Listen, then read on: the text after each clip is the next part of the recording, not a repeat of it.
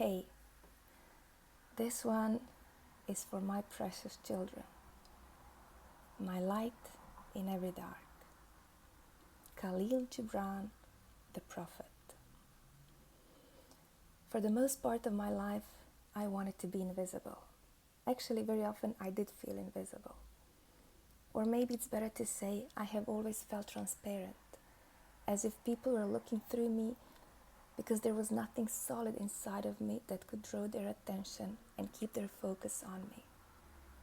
When you're invisible or transparent, it doesn't really matter what you do or say, because you don't matter. It's always others who have something smart or appropriate or funny to say. Others seem sturdy. They seem to know the rules and the rituals. Others seem good at playing this game called life. Others were babies first, then children, then teenagers, then adults, then mature. They were students, workers, lovers, parents, uncles, teachers, believers, followers, grandparents.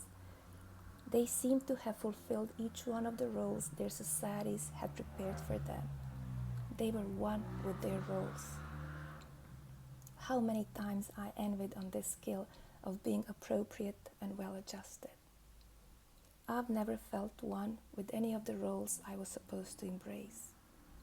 I would put them on occasionally, just like clothes, just like shoes. And it felt like that, like itchy clothes and tight shoes.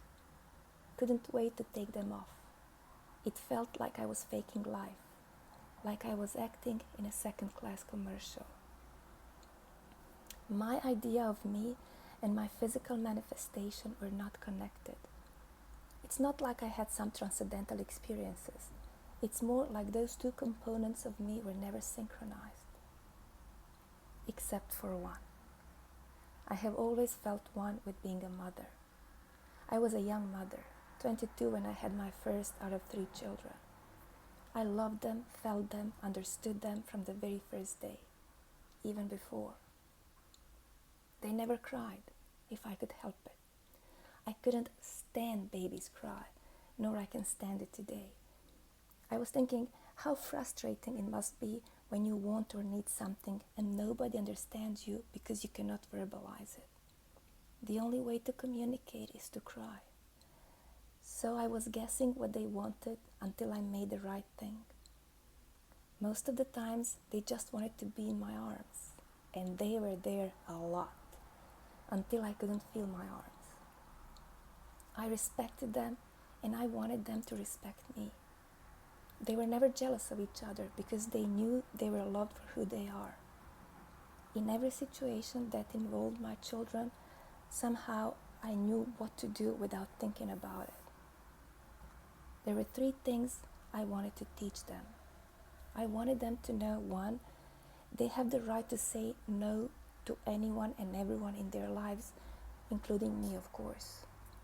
2, to never let anyone determine the value of something for them. And 3, to question everything that's considered normal. Today, I have 3 amazingly different but equally miraculous children. They taught me what love is. They made me love, and they made me feel loved in an unlimited, infinite, undeniable form. There is so much more to love than romantic love. They softened my heart and made it vulnerable. They made me compassionate and tender and brave and fearless and persistent because they raised every impossible from my life. There is nothing I wouldn't do for them, or at least I die trying. They are living proof that I'm great at something. I excel at being their mother. It was hard sometimes, many times to be honest. But I, who is never sure of anything in my life, couldn't be more sure that it was worth it. I know now that the most important thing we need to do as parents is to simply set them free and admire how high they can fly. In his book, The Prophet, Khalil Gibran, in one of the chapters, talks about children and parenting. Profound, wise, poetic, timeless. Quote, "Your children are not your children.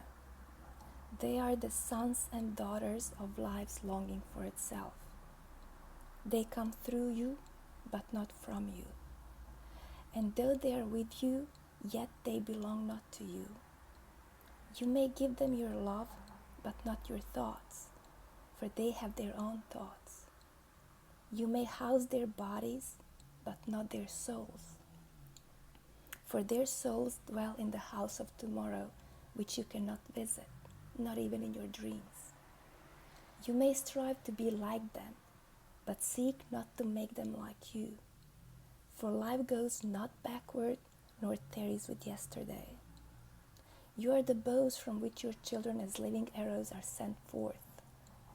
The archer sees the mark upon the path of the infinite, and he bends you with his might, that his arrows may go swift and far. Let your bending in the archer's hand be for gladness, for even as he loves the arrow that flies, so he loves also the bow that is stable." End of quote. Nothing to add.